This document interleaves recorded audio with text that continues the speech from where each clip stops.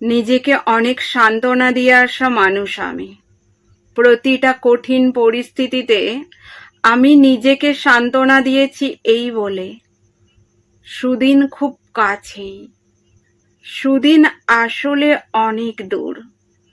এতটা দীর্ঘ সময় সুদিনের অপেক্ষা করার পর এখন বুঝতে পারি আমি নিজেকে মিথ্যা সান্ত্বনা দিয়ে এসেছি, মিথ্যা বলে এসেছি।